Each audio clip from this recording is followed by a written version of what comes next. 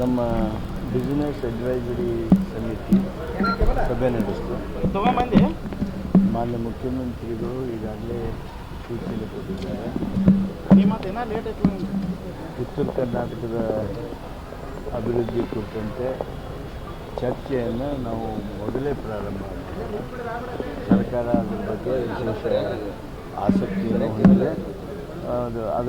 ಅದರದ್ದೇ ಆಗಿರ್ತಕ್ಕಂಥ ಮಹತ್ವ ನಾವು ಕೊಡ್ತೀವಿ.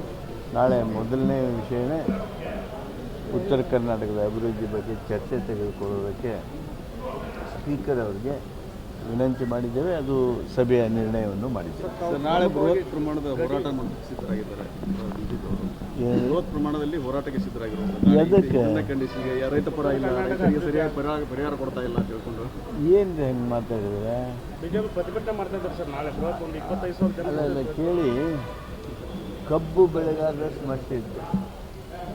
ಕಬ್ಬು ಬೆಳೆಗಾರರ ಸಮಸ್ಯೆಯನ್ನು ಪರಿಹರಿಸಿದ್ವಿ.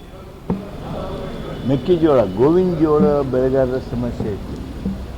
ಗೋವಿನ ಜೋಳ ಬೆಳೆಗಾರರ ಸಮಸ್ಯೆಯನ್ನು ಪೂರ್ಣವಾಗಿ ಬಗೆಹರಿಸ್ತಕ್ಕಂಥ ಎಲ್ಲ ಪ್ರಯತ್ನ ಮಾಡಿದ್ದೇವೆ. ಹೆಸರು ಬೆಳೆಗಾರರ ಸಮಸ್ಯೆ ಇತ್ತು.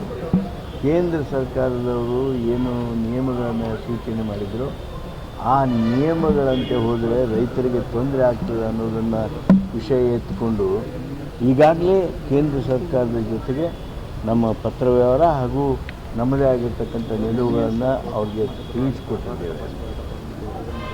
ನಮ್ಮ ಉತ್ತರ ಕರ್ನಾಟಕದ ಪ್ರತಿಷ್ಠಿತ ಯೋಜನೆ ಆಗಿರ್ತಕ್ಕಂಥ ಕೃಷ್ಣ ಮೇಲ್ದಂಡೆ ಯೋಜನೆ 3 UKP 3 ಸಂತ್ರಸ್ತರ ಸಮಸ್ಯೆ ಇತ್ತು. 1 ಎಕರೆಗೆ 40 ಲಕ್ಷ ರೂಪಾಯಿ ನೀರಾವರಿ ಭೂಮಿ, 1 ಎಕರೆ ಖುಷ್ಕಿ ಭೂಮಿಗೆ 30 ಲಕ್ಷ ರೂಪಾಯಿ.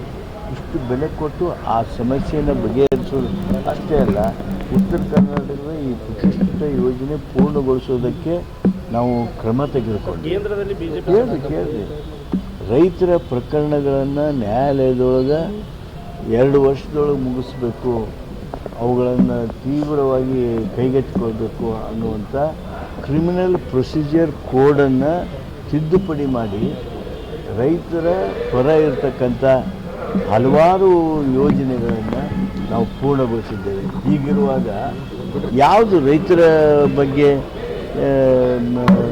ಹೋರಾಟ ಮಾಡ್ತಾರೆ, ಆ ಹಿನ್ನೆಲೆಯೊಳಗೆ ನಾನು ಇಷ್ಟೇ ಹೇಳ್ತೀನಿ, ಯಾವುದೇ ಹೋರಾಟ ಮಾಡುವ ಅವರ ಪ್ರಯತ್ನ ಅದು ರಾಜಕೀಯ ಹೊರತು ಮತ್ತೇನೂ ಅಲ್ಲ.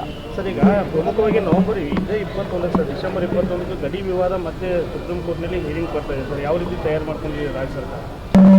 21ನೇ ತಾರೀಕಿಗೆ ಅದನ್ನು ಮೇಂಟೈನಬಿಲಿಟಿ ಬಗ್ಗೆ ಚರ್ಚೆ ಇದೆ. ಏನು ತಯಾರಿ ಮಾಡಬೇಕು ಈಗಾಗಲೇ ಮಾನ್ಯ ಶಿವರಾಜ್ ಪಾಟೀಲರು ನಮಗೆ ಮಾರ್ಗದರ್ಶನ ಕೊಟ್ಟಿದ್ದಾರೆ. ಆ ಹಿನ್ನೆಲೆಯೊಳಗೆ ಏನೇನು ತಯಾರಿ ಮಾಡಬೇಕು ತಯಾರಿ ಮಾಡಿ. MES ಪುಂಡಾಟಿಕೆ ಮತ್ತೆ ಮೆರೆದಿರುವಂಥದ್ದು ಅಲ್ಲಿ ನಮ್ಮ ಕರ್ನಾಟಕ ಬಸ್ಗಳಲ್ಲಿ ಜೈ ಮಹಾರಾಷ್ಟ್ರ ಅಂತಂದು ಅಲ್ಲಿ ಮಹಾರಾಷ್ಟ್ರದಲ್ಲಿ ನನಗೆ ಅದ್ರ ಬಗ್ಗೆ ಮಾಹಿತಿ ಇಲ್ಲ.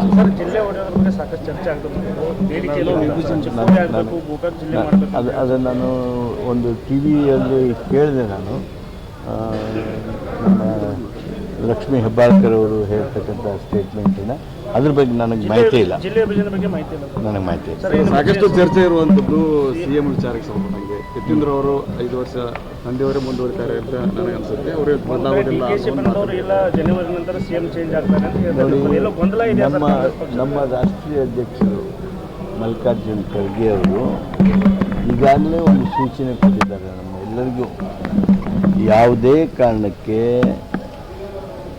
ನಮ್ಮ ನಾಯಕತ್ವದ ವಿಚಾರದಲ್ಲಾಗಲಿ, ಸಂಪುಟದ ವಿಚಾರದಲ್ಲಾಗಲಿ ಪತ್ರಿಕೆಯವ್ರ ಜೊತೆಗೆ ಯಾವುದೇ ಕಾಂಗ್ರೆಸ್ ನಾಯಕರು ಮಾತನಾಡಕೂಡದು ಅನ್ನುವಂಥ ಸೂಚನೆ ಕೊಟ್ಟಿದ್ದಾರೆ. ಆ ಸೂಚನೆಯನ್ನು ನಾನು ಪಾಲನೆ ಮಾಡ್ತೀನಿ. ನನಗೇನು ಅವರು ನಮಗೇನು ಸೂಚನೆ ಕೊಟ್ಟಿದ್ದಾರೆ